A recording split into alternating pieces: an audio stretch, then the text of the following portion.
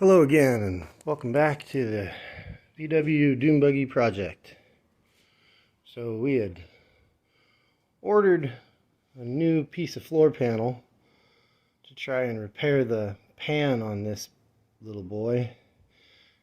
And well, the parts just don't seem to match up really well. So I turned to an old piece of sheet steel I had lying around here, and me and the cheapest pair of tin snips money can buy from Harbor Freight popped up, and we cut these things apart. So here's new rear patch panel for the driver's side. Fill in that spot in the rear there, and basically going to resheet the entire passenger side, fill those massive hole that was down along here. So I cut the basic shapes. You can see the markings on this one now. We're getting ready to cut and fold this edge a little bit and fit it down. You can see the old pan has a ridge all the way out until it gets toward the back end. So we're going to make this one fit the same if we can. So get to that next and maybe show you it once we figure out how it works right. Alright, here you have it. We made a couple of cuts down the side with this pair of straight snips. Then using our brick chisel and the little Thor's hammer again, we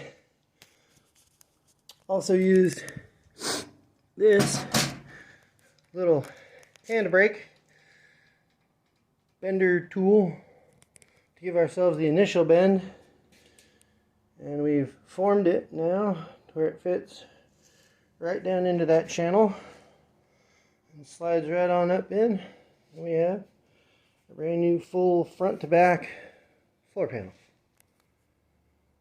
So now we'll get to cleaning everything up and fit this together with the rest of the body pan there, and we'll have a new floor to work from.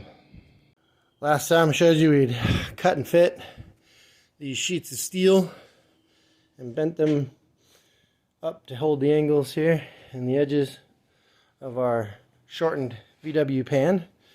We're refilling the bad spaces, which on the passenger side pretty much is front to back, and on the driver's side there's some holes and depression in the rear we're trying to flatten out.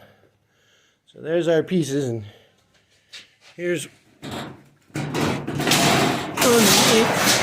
what we're going to be cleaning up and fixing up now today.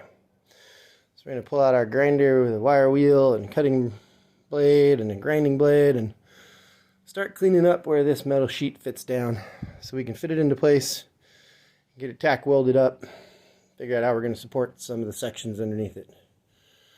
See you in a bit again with another piece of video.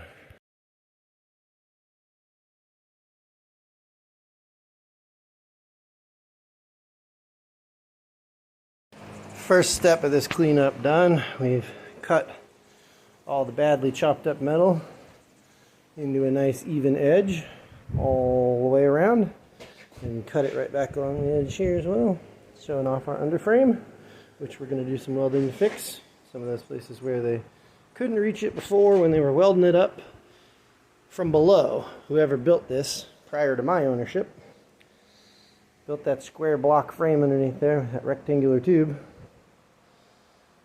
but they could only reach from below. Now that the pan's been cut back, I can hit all these joints from above and make them a lot more solid. Wish I could do it to all of it, but well, not cutting the whole thing apart just to get to those. There we have it. Now we're going to start grinding and cleaning to get it back to bare metal. So here's what about 30 minutes of running a wire brush headed grinder gets you.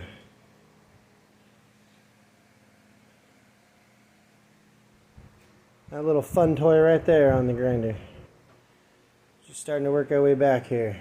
All the way down to shiny bright bare metal. Get all that rust out of there and gone. We'll slowly work this all the way back and around and do this whole side, and then we'll flip over and do that whole side. So, I don't know, 6 hours or so from now. We'll see how it looks. Well, this is as far as I got in the lifespan of one wire wheel. It's pretty much gone now, but so is most of the rust on the inside of the pan, from this side for certain. The other side, we buffed all the loose surface stuff off, completely shined up the whole rim all the way around the outside. Still got quite a bit in the base pan and along that hub in the middle to take care of, but we're making good progress. Have to pull out a new wheel now, and once that comes to us in the mail, we'll get back to grinding some more of this crap off, cleaning this pan up good. And then we'll paint it black again so it won't be shiny and neat.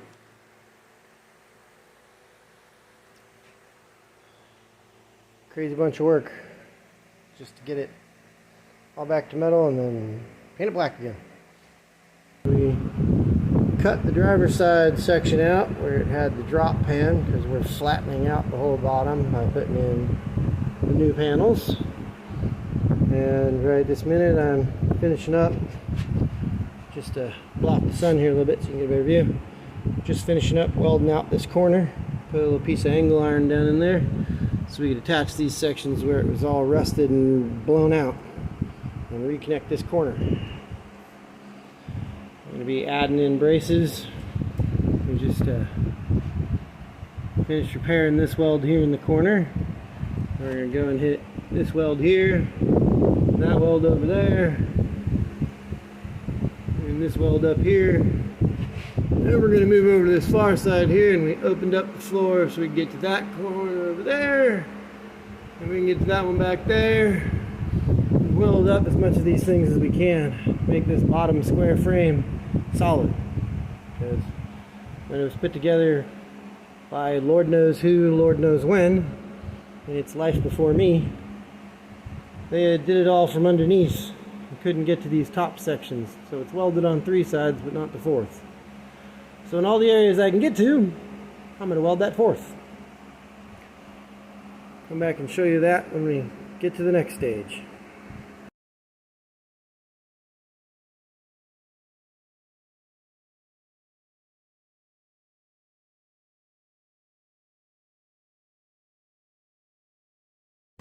Here we go once again. Take a quick look here. Hide the sunlight there. You can see some tag welding all along the edges. We cut the pan back so we can get to those mounting bolts later. We've wiggled our way along here. Slow welding this thing a little bit at a time all the way down, getting it tacked. Do that inside edge next. Got our big fan up here just blowing all that crap right away from us so we don't have to smell it all. Some stinky stuff coming off of there. And here we go. We finished all of our welding of the new panel in. You know, little inch and a half long welds every about 6 inches. All the way down along the side and into the corners. You get this to show up by getting the light right. There you go. All the way down here we repaired that corner. Tied everything in, and we have slowly worked our way back here, welding it all in, so we got a good solid panel now for the floor. One side done. Wow, the camera sucks right now. One side to do. Man, that sunlight really screws it up.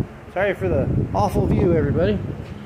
The way the sunlight comes in this time of day really throws the filming off. Okay, so here's the final panel. Decided I'd weld it all the way along the entire front line here and then spot it all the way around the back every couple inches. Now that's the driver's side all patched, although I might throw a patch panel right over the top of this section where it's just cheese whiz to holy heck. Looks like Swiss cheese down there with all them holes. But the other side came out looking really good. Front to back, edge to edge, completely new sheet. Patching in the rear to make it match to a degree. This right here was our last little patch right here in the hump. There was a large tube coming up out through the side. It had two like metal brake or fuel lines running down through it. They came all the way back to about right underneath the emergency brake there. Got a couple still shots I might stick in here. Show you the before and after down through the hollow of this channel here. You can see why we cut that piece out and ripped that whole piece out of the way. We're going to be running all of our fuel, brake lines, and electrical up through that hump from the front to the back. Keep everything out of the cab and nicely tucked away and safe. Bring that to life and show you those at another time. I'm positive my voice is going to come off a little funky in this video because I've got 3 ceiling fans going at once and one big 24. We just laid on the first coat of Herculiner after those patch panels went in and were welded up. Taped everything off we don't want goop on. And now we've laid a coat all across the whole bed here. This will dry for 1 to 4 hours per the instructions. With my fans, I'm hoping it's closer to that 1 hour mark. It's a nice warm day today at 85 plus in sunny California. So, there you have it, first coat. Come back and show you once again once we get that second coat down. Here we go.